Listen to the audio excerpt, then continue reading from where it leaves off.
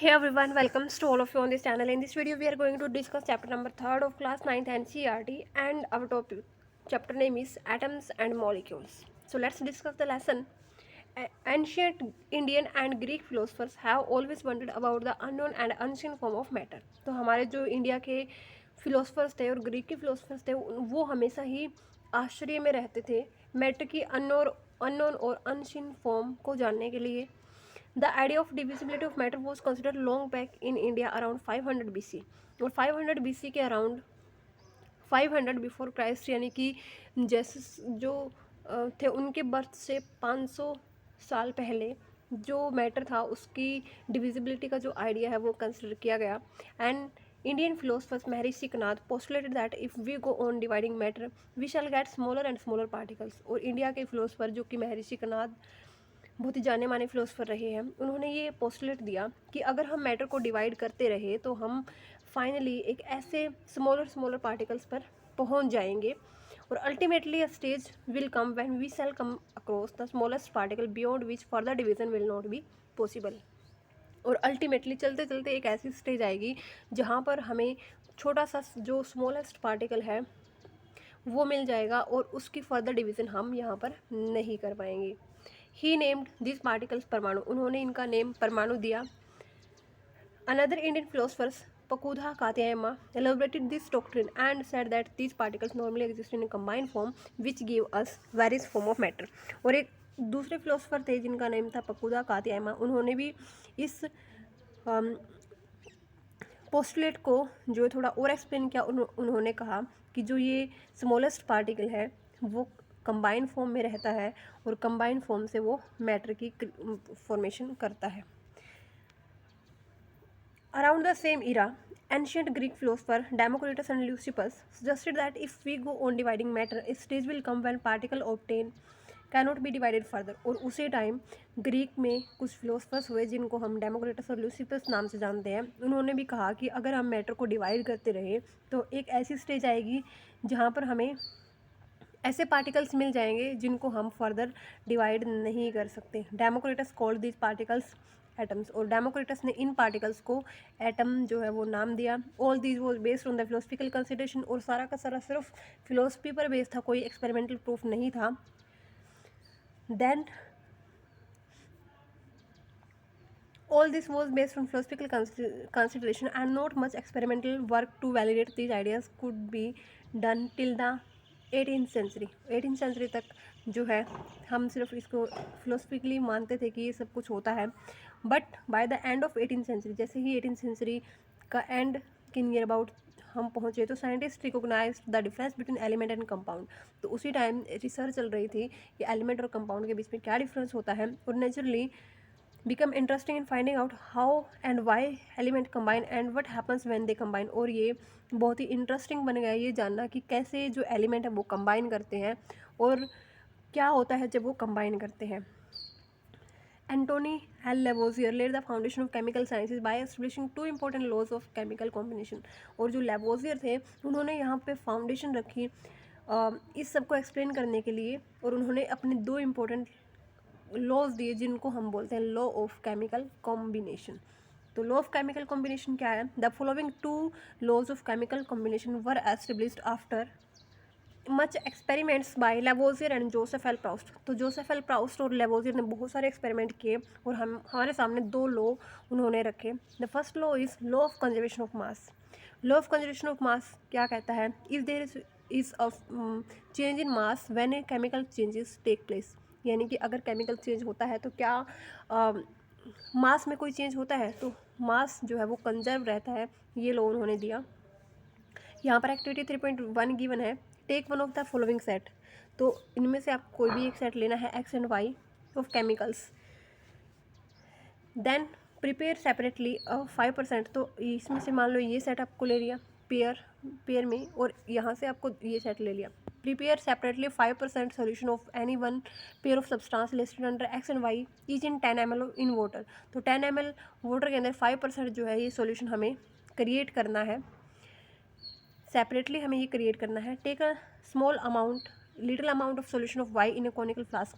अब जो वाई जो सोल्यूशन हमने क्रिएट किया है यहाँ से दो केमिकल को लेके, तो उसको हमें क्या करना है, उसको एक कॉनिकल फ्लास्क के अंदर लेना है and some solution of X in ignition tube. तो और थोड़ा सा सोल्यूशन हमें एक्स का लेना है जो हमने प्रिपेयर किया है इग्निशन ट्यूब के अंदर। Hang the ignition tube in the flask carefully, और केयरफुली हमें हैंग करना है फ्लास्क के अंदर इग्निशन ट्यूब को। See that solution do not get mixed, और इस तरीके से कि जो सोल्यूशन है वो मिक्स ना हो, और उसके ऊपर जो हमारे कॉनिकल फ्लास्क उसके ऊपर हमें रखना है एक कॉर्क। कुछ इस तरीके से आपको जो है एक्सपेरिमेंट करना है। देन हम क्या देखेंगे, क्या होगा इसका result. Way the flask with its content carefully, पहले इसके जो भी इसके अंदर कंटेंट है उसको हमें वेट उसका करना है कि कितना वेट उसका होगा। Now tilt and swirl the flask, अब फ्लास्क को टिल्ट करना है थोड़ा, so that solution of X and Y get mix, ताकि जो सोल्यूशन है वो एक्स और वाई के मिक्स नाउ वे अगेन। अब हमें जो वेट है वो दोबारा से मेजर करना है। What happens in the reaction flask, क्या रिएक्शन फ्लास्क के अंदर होगा, अगर हम उसको ट्विस्ट कर देंगे तो केमिकल रिएक्शंस होगी। Do you think that a chemical reaction take place, तो हाँ एक केमिकल रिएक्शन होगी। Why should we put a cork on the mouth, जब हम उसको टिल्ट करेंगे तो सोल्यूशन बाहर ना आए, इस वजह से हमें जो है कॉर्क पुट करना पड़ता है। Does the mass of flask and it's content change, क्या कंटेंट जो भी कॉनिकल फ्लास्क के अंदर और इग्निशन ट्यूब के अंदर था, क्या उसका जो वेट है वो चेंज हुआ या मास जो है वो चेंज हुआ, तो कोई चेंज वहाँ पर नहीं आएगा। तो law of conservation of mass क्या कहता है कि मास can neither be created nor be destroyed in chemical reaction, कि किसी भी केमिकल रिएक्शन में जो हमारा मास है वो ना ही तो हम उसको क्रिएट कर सकते ना ही डिस्ट्रॉय कर सकते, जितना हमने रिएक्टेंट में डाला है उतना ही हमें रिएक्शन के बाद जो है मिल जाएगा। नेक्स्ट हमारे पास है लॉ ऑफ कॉन्स्टेंट प्रोपोर्शन। तो लॉ ऑफ कॉन्स्टेंट प्रोपोर्शन क्या कहता है, Lavoisier along with other scientists noted that many compounds were composed of two or more elements and each such compound has the same element in the same proportion irrespective of where the compound came from or where who prepared it। तो Lavoisier ने अपने कुछ scientist के साथ मिलकर ये बोला कि जो कंपाउंड है, मान लो ये कंपाउंड है, ये दो या दो से ज़्यादा एलिमेंट से बना हुआ है and each compound had the same element in the same proportion, और हर एक जो इसके जैसा अगर दूसरा कंपाउंड भी लेंगे तो उसके अंदर भी सेम जो है एलिमेंट होंगे और सेम प्रपोर्शन में होंगे। और ये मैटर नहीं करता कि ये कंपाउंड हमने कहाँ से लिया है, कहीं से भी हम अर्थ के किसी भी पार्ट से इसको उठाएं तो इसमें जो प्रपोर्शन होगा वो सेम रहेगा।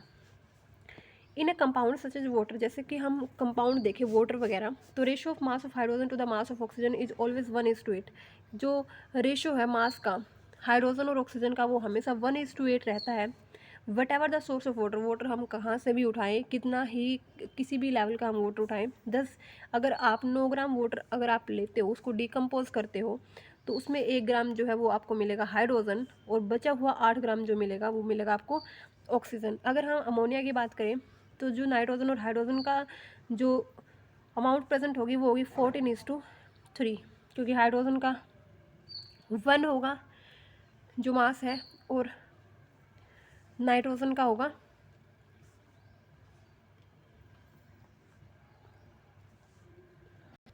14। तो इस तरीके से जो है 14 हो जाएगा नाइट्रोजन का, और हाइड्रोजन यहाँ पर 3 है तो 3 × 1 3 हो जाएगा। तो इस रेशो में वो एग्जिस्ट करेंगे।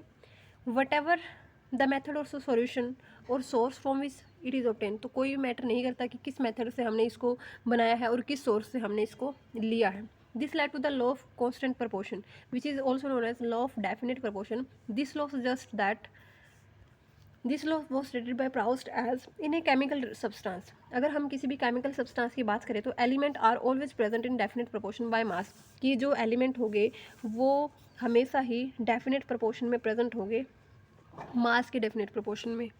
इन the next problem face by scientist was to give appropriate explanation of this law. लेकिन नेक्स्ट प्रॉब्लम ये थी साइंटिस्ट के सामने कि इनको एक अप्रोप्रिएट एक्सप्लेनेशन वो कैसे दें। British chemist John Dalton provided the basic theory about the nature of matter. तो डॉल्टन साहब यहाँ पर आए, उन्होंने कहा कि बेसिक थ्योरी को उन्होंने यूज़ किया मैटर की। Dalton picked up the idea of divisibility of matter. उन्होंने क्या किया, जो मैटर की डिविजिबिलिटी है उसका आइडिया पिक किया, which was till then just a philosophy, जो उस टाइम तक एक फिलोसफी थी। He took the name atom as given by the Greeks and said that smallest particle of the matter are atom. उन्होंने उस एटम वर्ड को उठाया और उन्होंने कहा कि जो स्मॉलेस्ट पार्टिकल है मैटर का वो एटम होता है। His theory was based on the law of chemical combination. तो उनकी थ्योरी किस पे बेस्ड थी? लॉ ऑफ केमिकल कॉम्बिनेशन पे। Atomic Dalton atomic theory provided by explanation for the law of, तो उनकी जो थ्योरी है वो प्रोवाइड करती है एक्सप्लेनेशन को for the law of conservation of mass and law of definite proportion. तो उन्होंने दोनों ही लॉज को अपनी थ्योरी की हेल्प से जो है प्रूव कर दिया। तो देखते हैं उनकी थ्योरी क्या। According to Dalton atomic theory, तो डाल्टन की एटॉमिक थ्योरी के अकॉर्डिंग क्या था? All matter whether an element a compound और a mixture is composed of small particles called atom. उन्होंने कहा कि चाहे कुछ भी मैटर की कोई भी फॉर्म हो, चाहे वो एलिमेंट हो, कंपाउंड हो या फिर खुद एक मिक्सचर हो, तो वो सबसे छोटे से छोटे पार्टिकल से मिलकर बना होता है जिसको हम एटम बोलते हैं। The postulated of this theory में बी स्टेटेड एज, तो उनकी थ्योरी के कुछ पोस्टुलेट थे, वो पोस्टुलेट देख लेते हैं एक बार क्या है। First one is all matter is made up of tiny particles. सारे के सारे जो मैटर है वो टाइनी छोटे छोटे पार्टिकल से मिलकर बने होते हैं, कॉल्ड एटम्स, जिनको हम एटम कहते हैं। विच पार्टिसिपेट इन केमिकल रिएक्शन, तो वही एटम जो है केमिकल रिएक्शन में पार्टिसिपेट करते हैं। Next one is atoms are indivisible particle. Atoms वो सबसे छोटे इंडिविजिबल पार्टिकल्स होते हैं which can not be created और destroyed in a chemical reaction, जो किसी भी केमिकल रिएक्शन में ना तो हम उनको क्रिएट कर सकते ना ही हम उनको डिस्ट्रॉय कर सकते। Atoms of given element are identical in mass and chemical properties, और सेम एलिमेंट के अगर हम एटम्स की बात करें तो वो आइडेंटिकल होंगे मास एंड केमिकल प्रॉपर्टीज के बेसिस पे। यानी कि जो एटम होंगे वो एक एलिमेंट के आइडेंटिकल होंगे, उनका मास भी सेम होगा और उनकी केमिकल प्रॉपर्टीज भी जो है सेम रहेगी। Atom of different element having different mass and chemical properties, तो अगर हम डिफरेंट डिफरेंट एलिमेंट के एटम उठाएं तो उनका मास भी अलग होगा और उनकी केमिकल प्रॉपर्टीज भी अलग होंगी। Atoms combine in the ratio of small whole numbers to form compound, यानी कि जो एटम है वो होल नंबर 1 2 3 4 ऐसे वो कंबाइन करते हैं, ना कि 1.5 1.25 इस तरीके से वो कंबाइन नहीं करते, वो होल नंबर के रूप में कंबाइन करते हैं ताकि वो कंपाउंड की फॉर्मेशन कर सके। The relative number and kind of atom are constant in a given compound, और अगर हम एक गिवन कंपाउंड में बात करें तो जो हमारे एटम्स हैं उनका जो नंबर होगा वो क्या रहेगा? कांस्टेंट रहेगा, और उनकी काइंड यानी कि वो किस तरह के होंगे, किस नेचर के होंगे, वो भी क्या रहेगा? कांस्टेंट रहेगा। यानी कि एक कंपाउंड के अंदर फिक्स अमाउंट में जो एटम्स है वो प्रेजेंट होंगे। You will study in the next chapter that all atoms are made up of small particles. तो नेक्स्ट क्लास में आप पढ़ने वाले हो कि जो हमारे एटम्स हैं वो स्मॉलर पार्टिकल्स से मिलके बने होते हैं, तो डिस्कस करेंगे।